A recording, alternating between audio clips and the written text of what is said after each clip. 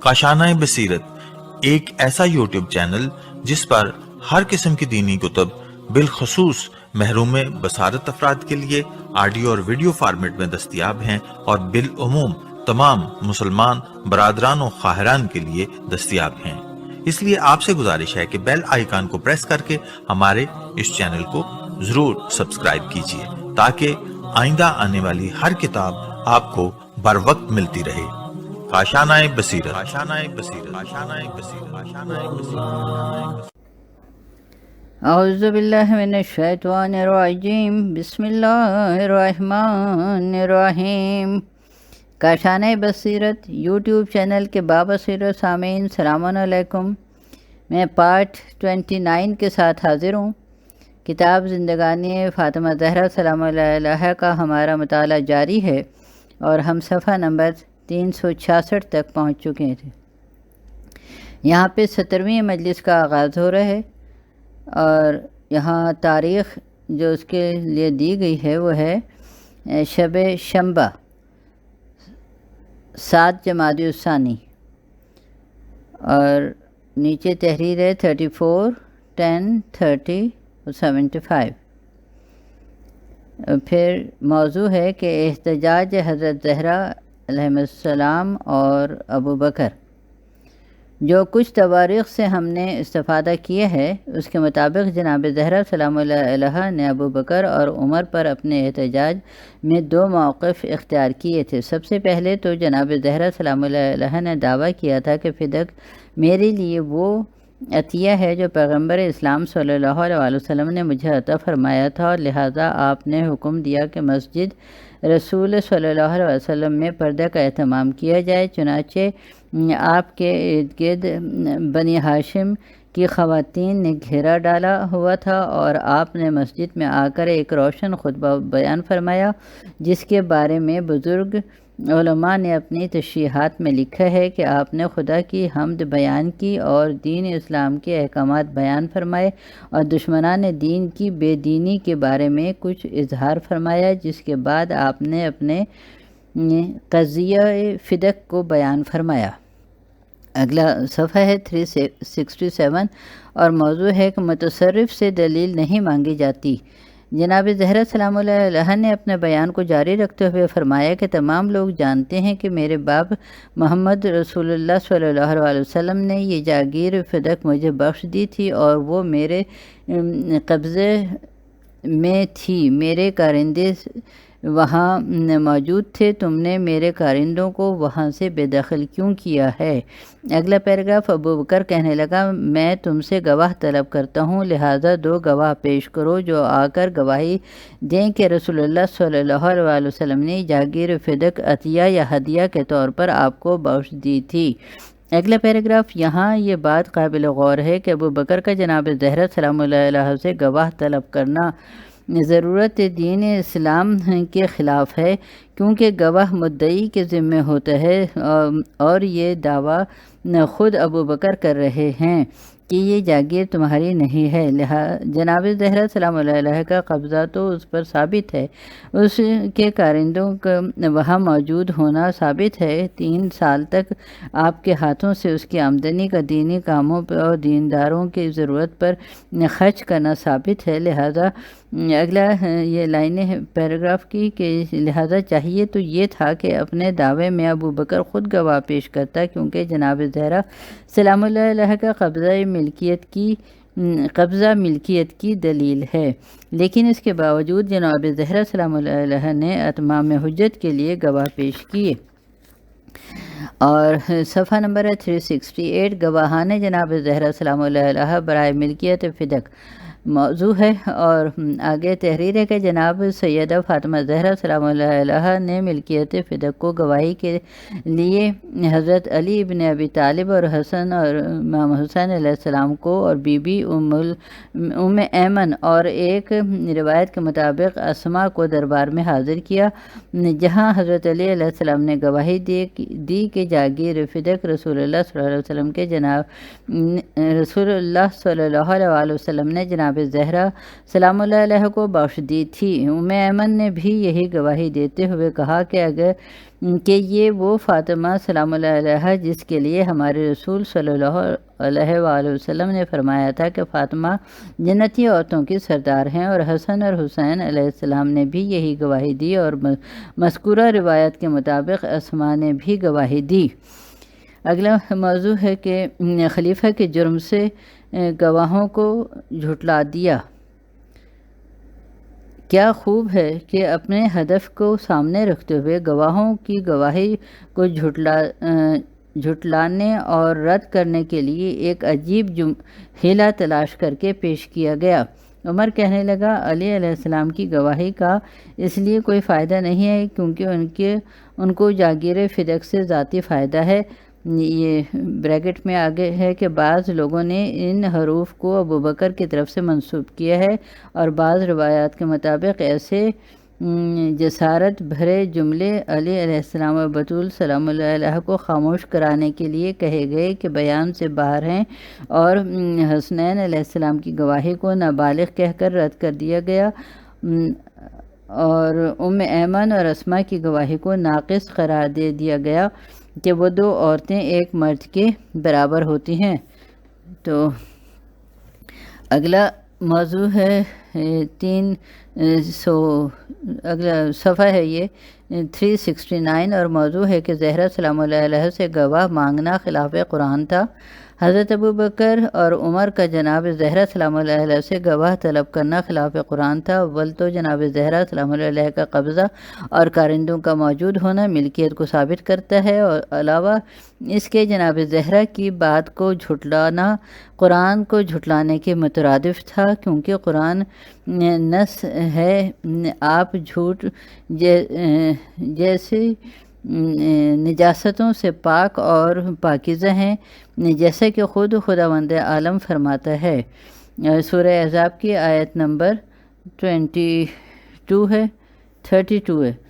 کہ ما سوائے اس کے کہ نہیں کہ اللہ تعالیٰ ارادہ کرتا ہے کہ اے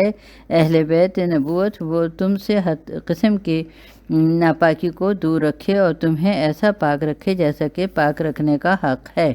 یہ وہی آیت ہے، یہ انما یرید اللہ لیذھب عنکم الرجس اہل البیت ویطہرکم تطہیرا۔ اور اگلا پیراگراف اور آخری لائن ہے کہ اس آیت کے پیش نظر جن کو خداوند عالم نے پاک اور ہر قسم کے گناہ سے معصوم کیا ہو، ان پر جھوٹ جیسے جرم کا شک کرنا اور گواہ مانگنا سراسر قرآن کی مخالفت ہے۔ صفحہ نمبر ہے 370، اور اگلا موضوع ہے کہ خدا کی گواہی کو جھٹلایا گیا۔ عین اسی مطلب کو حضرت علی علیہ السلام نے ابو بکر پر دہراتے ہوئے فرمایا کہ دو آدمی العباد العیاذ باللہ بالفرض محال یہ گواہی دے دیں کہ جناب زہرا سلام اللہ علیہ نے فلاں گناہ کیا ہے، تو کیا تو ان گواہوں کی بات تسلیم کر لے گا؟ ابو بکر کہنے لگا، یقیناً تسلیم کر لوں گا۔ تو حضرت علی علیہ السلام نے فرمایا تو اس وقت کافر ہو جائے گا۔ حکم قرآن کے مطابق ابو بکر نے پوچھا، وہ کیسے؟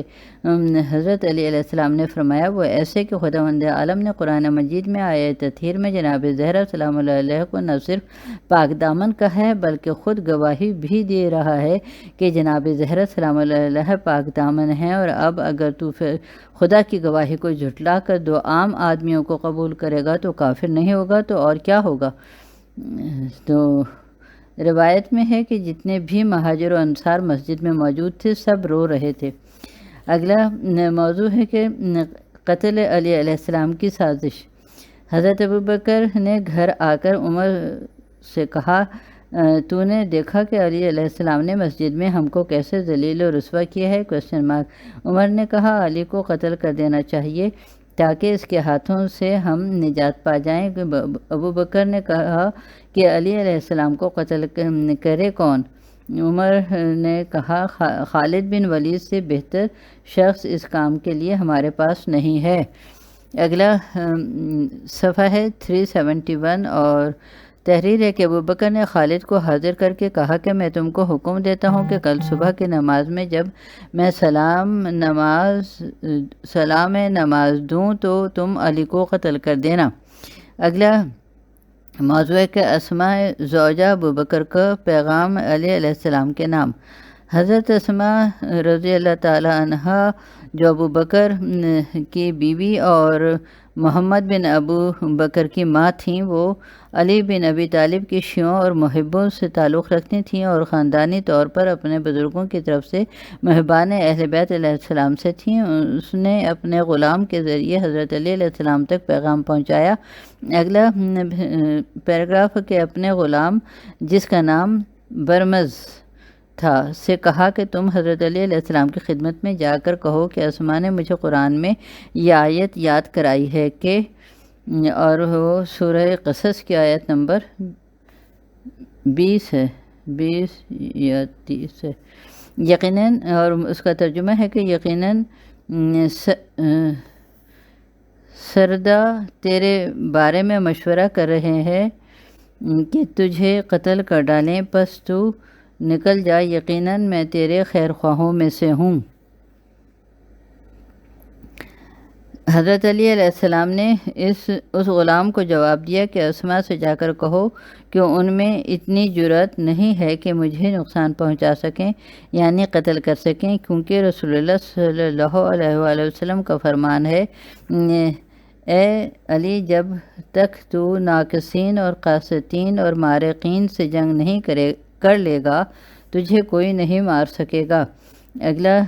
لائن ہے کہ ناقصین سے مراد طلحہ اور زبیر اور ان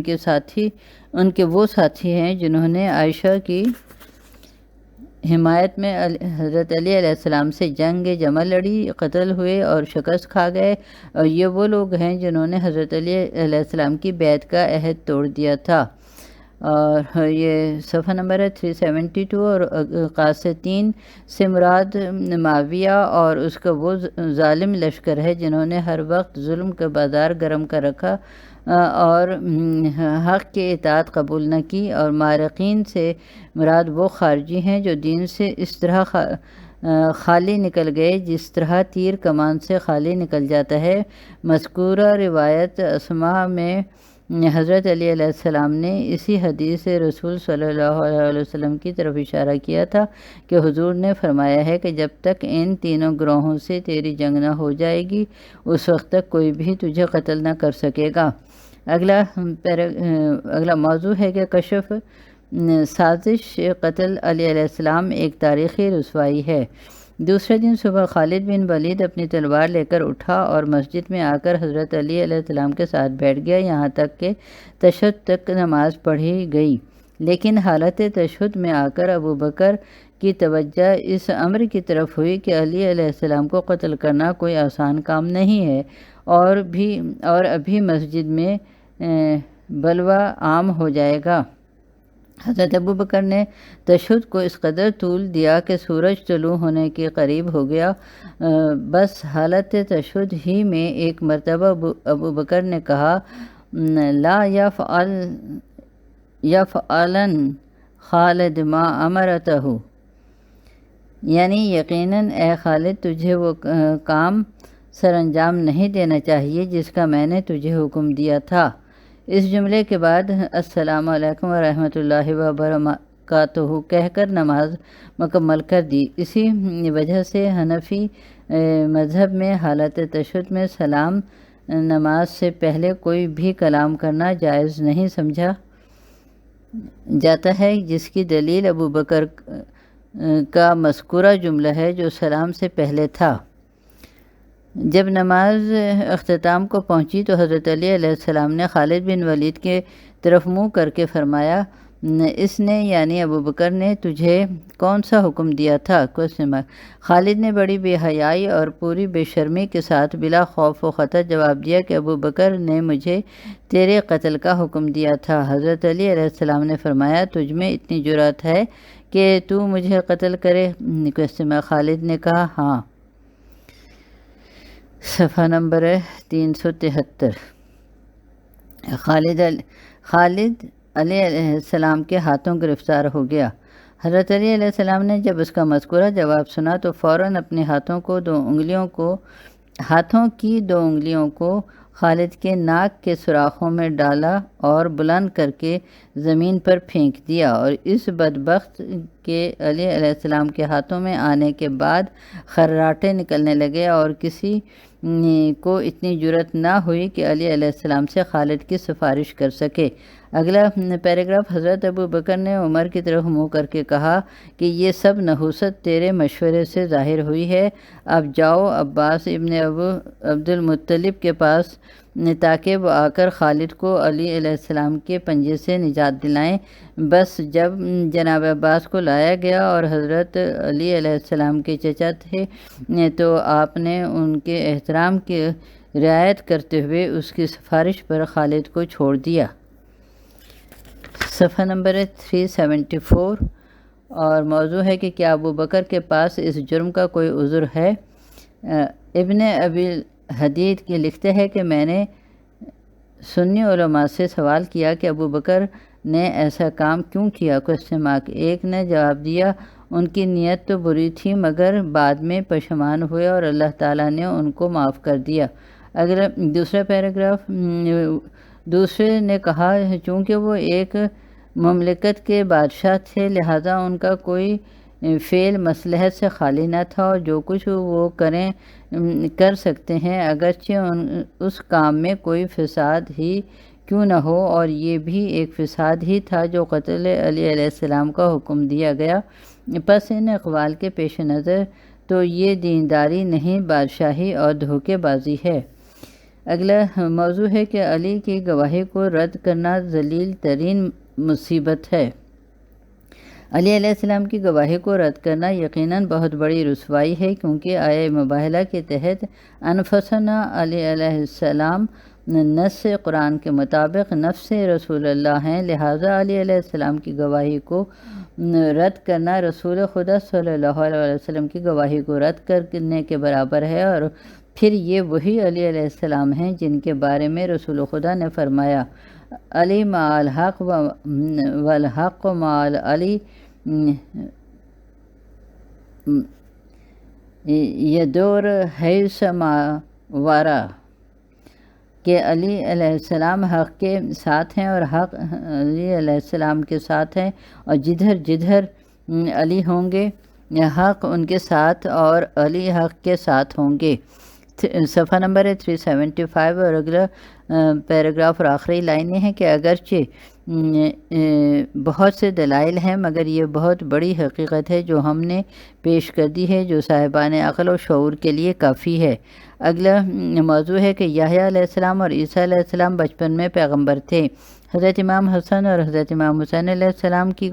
گواہی کو اس لیے رد کر دیا گیا کہ وہ نابالغ بچے ہیں، جبکہ حقیقت یہ ہے کہ نبی اور امام پر اس قسم کی اعتراضات کی کوئی وقت نہیں ہے، کیونکہ یہ جس طرح جوانی میں امام اور نبی ہوتے ہیں اسی طرح بچپن میں بھی معصوم اور صادق نبی اور امام ہوتے ہیں، جیسا کہ قرآن مجید میں ارشاد ہوتا ہے۔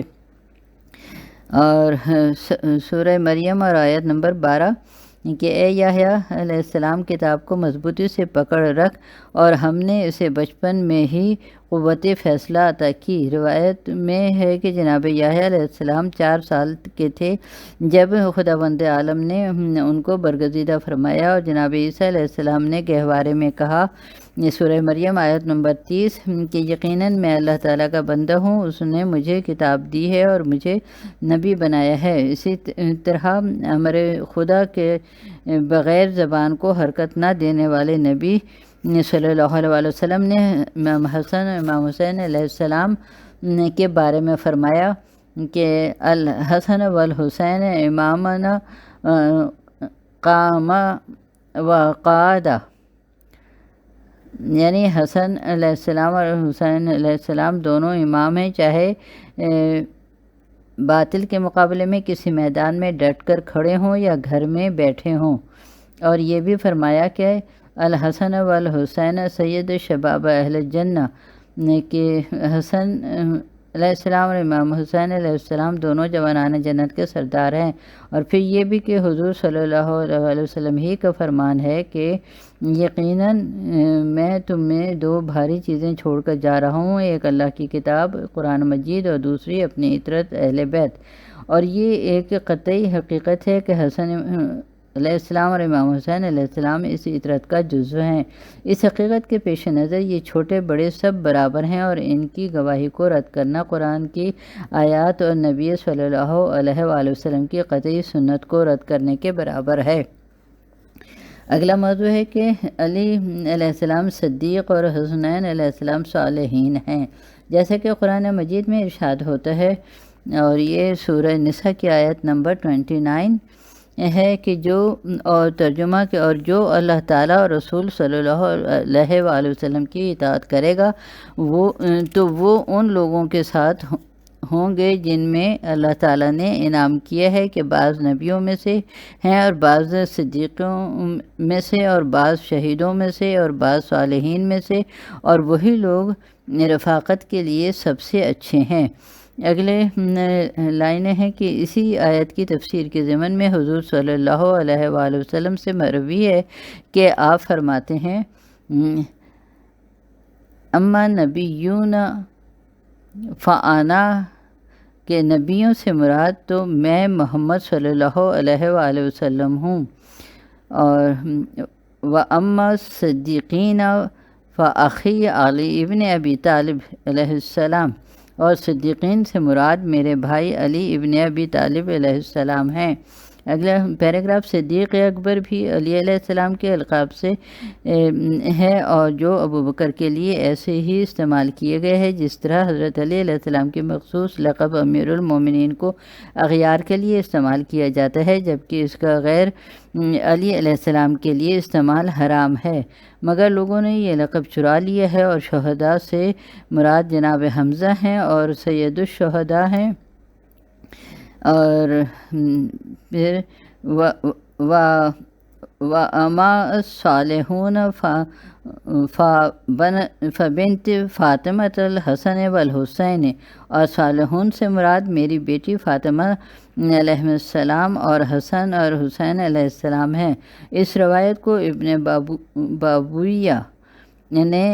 انس بن مالک سے نقل کیا ہے، اور کتاب غایت المرام میں ابن عباس کے طریق سے اس طرح نقل کیا ہے کہ نبیوں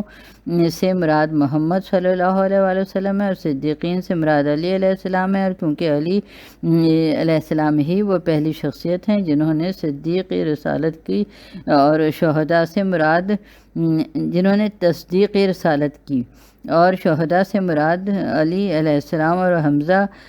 اور جعفر اور حسن اور حسین علیہ السلام ہیں۔ اور پھر صفحہ نمبر ہے 378، اور اگلی لائن ہے کہ تو پھر کیا حسن اور حسین علیہ السلام کو ایک عام بچہ سمجھنا ان قرآنی آیات و تفسیر سے مطابقت رکھتا ہے؟ اگلا موضوع ہے کہ ام ایمن جنتی عورتوں سے ہیں، اور پھر ام ایمن وہ ہیں جن کے بارے میں رسول خدا صلی اللہ علیہ وسلم نے فرمایا کہ ام ایمن جنتی عورتوں سے ہیں، اور اب اس روایت مشہور یعنی فرمان رسول کی موجودگی میں مسلمانوں کے لیے یہ جائز تھا کہ وہ ام ایمن کی گواہی کو ٹھکرا دیتے۔ اگلا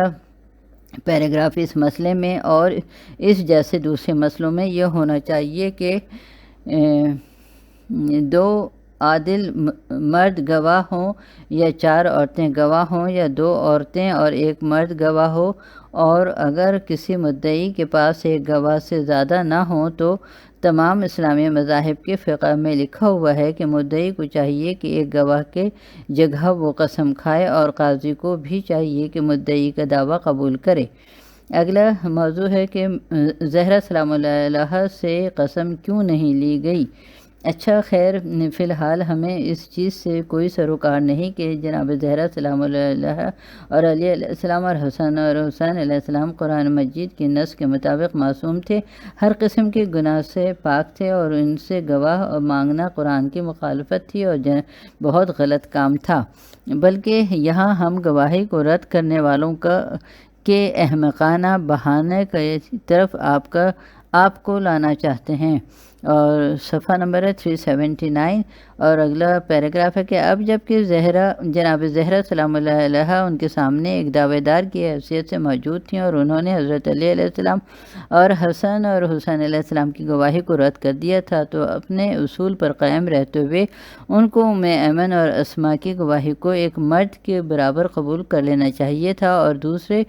گواہ کی عدم موجودگی میں زہرا سلام اللہ علیہ سے قسم لے لینی چاہیے تھی کہ اگر وہ قسم دے دیتی تو فدق کو ان کے حوالے کر دینا چاہیے تھا، مگر ذاتی اغراض حکم خدا اور رسول سے مانے تھیں۔ یہ بریکٹ میں لکھا ہوا ہے۔ اور اگلا پیراگراف ہے کہ کیا ابو بکر اپنے دعوے میں خود صاحب نفع نہیں تھے؟ دوسرا اشکال خود ابو بکر کی گرفت کرتا ہے، جس میں ان سے حضرت علی علیہ السلام کی گواہی کو اس لیے رد کر دیا تھا کہ صاحب نفع ہیں۔ وہ روایت جو ابو بکر نے پیش کی اور بقول ابن ابی حدید کے سوائے ابو بکر کی اس حدیث کو رسول اکرم صلی اللہ علیہ وآلہ وسلم سے کسی نے نہیں سنا، جس میں کہتا ہے کہ حضور نے فرمایا کہ ہم نبی اپنی وراثت نہیں چھوڑتے، بلکہ جو کچھ چھوڑتے ہیں وہ صدقہ ہوتا ہے، بس اسے خلیفہ کے ہاتھ میں ہونا چاہیے۔ اس طرح تو خود ابو بکر صاحب نفع ہیں اور ان کی بات کو کیوں قبول کیا جاتا ہے؟ اگلا پیراگراف دوسری بات یہ ہے کہ کیا پیغمبر اسلام اپنی بیٹی زہرا سلام اللہ علیہ کو کیوں نہ بتا گئے کہ تو میری وراثت سے حصہ نہیں لے سکتی اور میرے بعد حق وراثت کا دعویٰ نہ کرنا؟ صرف ابو بکر کو کیوں بتا گئے؟ یہ بریکٹ میں ہے کہ معلوم ہوتا ہے کہ بات تھی نہیں، بنائی گئی ہے۔ یہ صفحہ نمبر ہے 380 اور یہیں پہ ہم اپنے اس آڈیو کا اختتام کرتے ہیں۔ اللہ حافظ۔